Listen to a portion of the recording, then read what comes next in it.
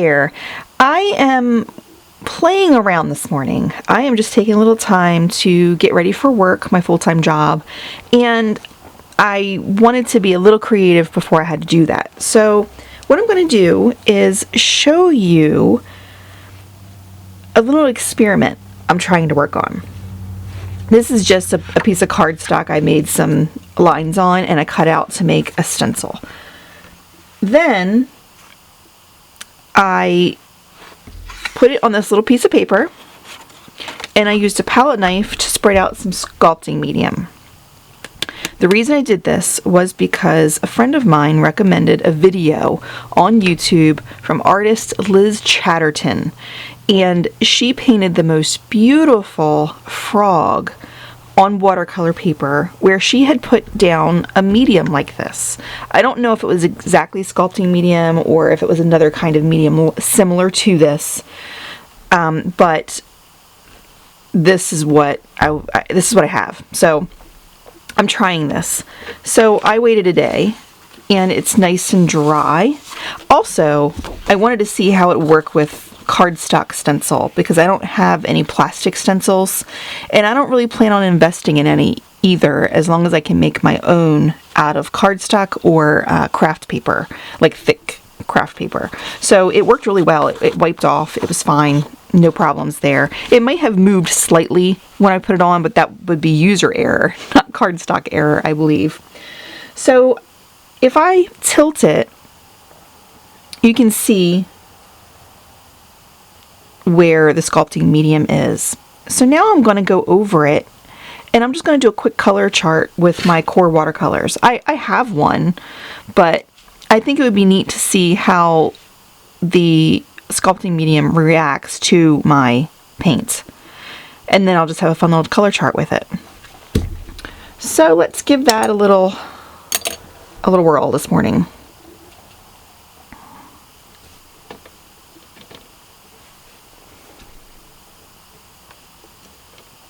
I did not re-wet my paints. I find with water or core, I really don't have to. They're very pigmented. Ooh, look at that.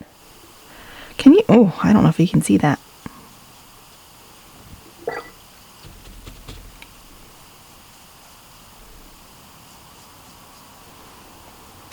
That's fun. It's like a little bit of a resist, but in a cool way.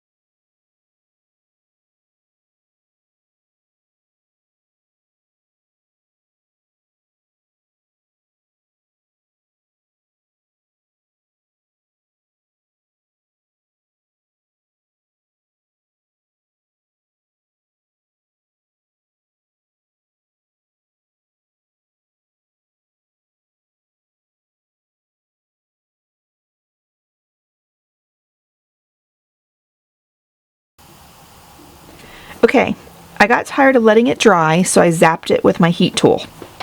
This is so cool. The raised spots are definitely holding on to a little bit of color. You know, it's not as intense as the watercolor paper, but it's definitely holding on to it. And well, that was a tiny bit of rub off, teeny tiny bit. It is really, really cool. I don't know. Okay, I got lost in thought here. Too many thoughts in my head. This actually looks like they could be like buildings, so that's kind of fun. You know, I'll just make a little map with raised buildings. Looks like Google Map when you're driving through. I'm not sure how I will incorporate this into my style, but I think I want to try at some point. I have so many ideas up in the air and I keep adding more and more and more. It's kind of sad, but also entertaining. I love it. I love when I feel my creative juices flowing and I just can't wait to try something. this is really neat. I also want to try putting a few extra swipes of color to see if a second layer would do anything. So let's try that. Let's go with this one.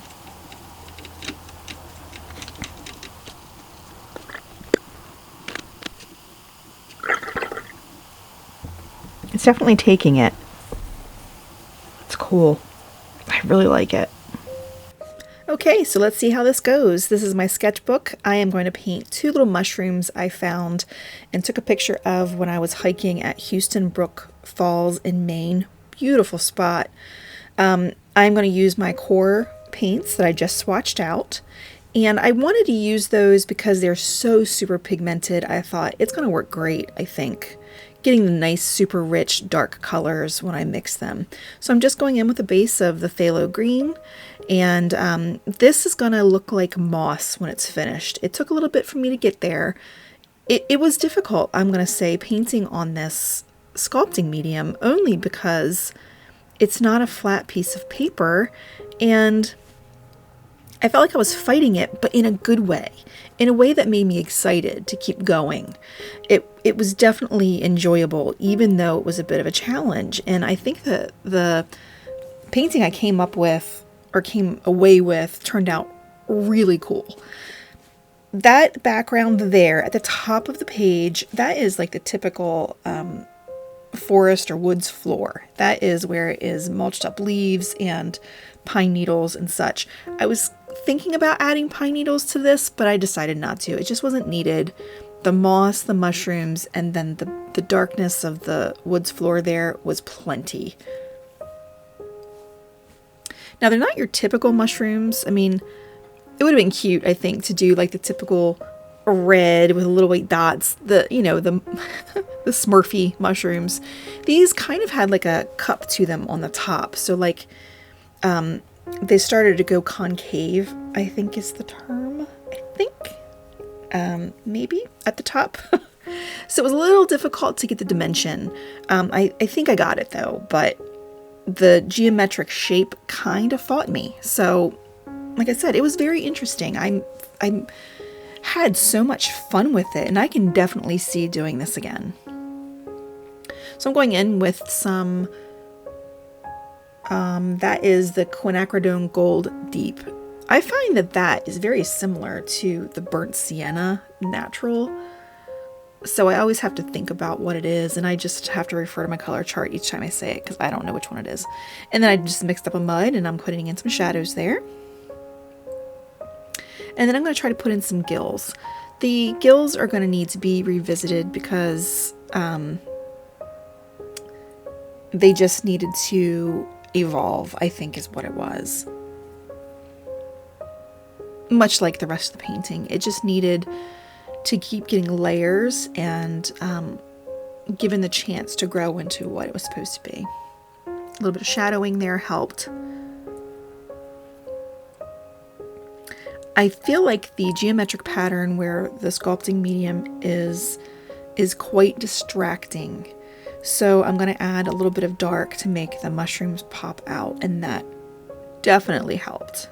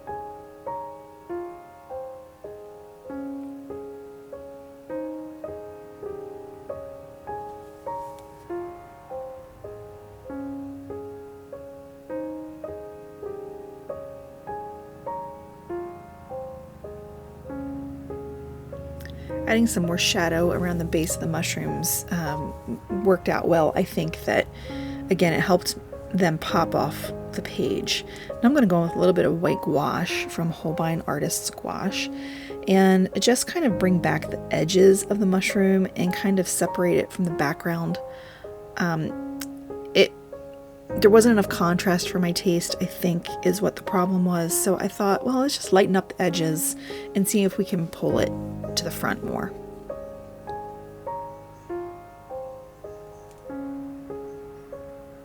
And then we're adding more definition to the gills and a little bit more shadow underneath.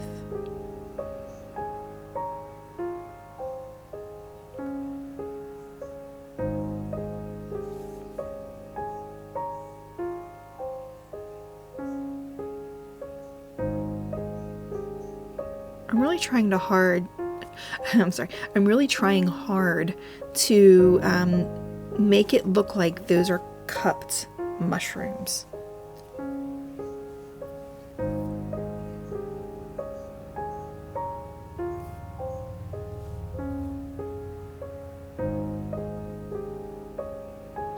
So there I just kind of added a little bit too much darkness under that one with where the gills are, and I'm going to go back in a little bit and fix that up. But for now I'm just going to let it dry.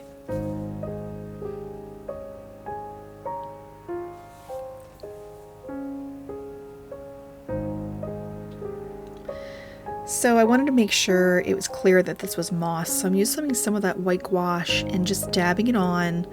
I splayed out the bristles on my brush. I'm just dabbing it on to kind of make it look like little teeny tiny little moss heads in there. And then I'm adding a little bit of the Quinacridone deep gold over top to so they don't look white, so they look like they're actually little leaves.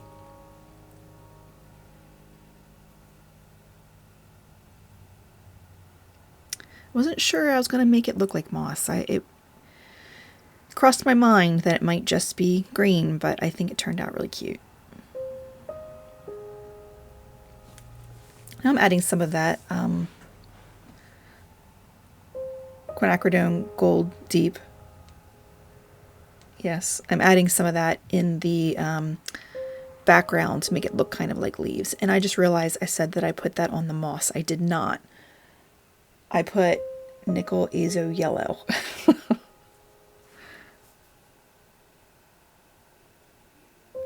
A little bit of gouache to help define the edges a little bit more. A little bit more of the Quin Gold Deep.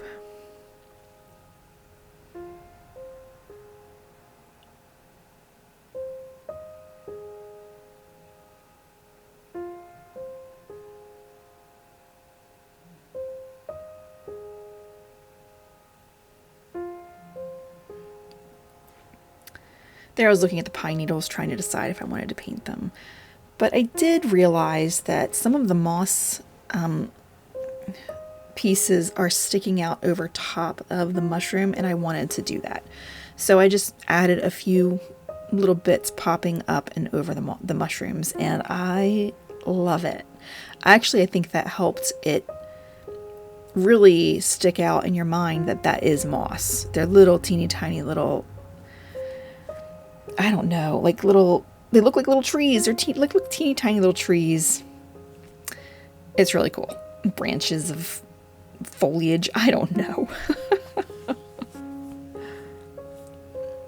It is very interesting because you saw when I was tilting that the sculpting paste, or no, sculpting medium is shiny. So the watercolor sitting on top is shiny. It's very interesting. I don't know if that's going to rub on my page opposite this. I might put something in there to protect the opposite page. Maybe a sheet of glassine taped in there. And look at that cute little moss popping up right there. Oh, that's so adorable. So cute. Okay, I'm just going to add some finishing touches. Let me know what you think of this. Please like and subscribe, and I will be coming out with some more of these. And also I have my friend's sketchbook I'm painting in every week. So give me a follow. Thanks. Bye-bye.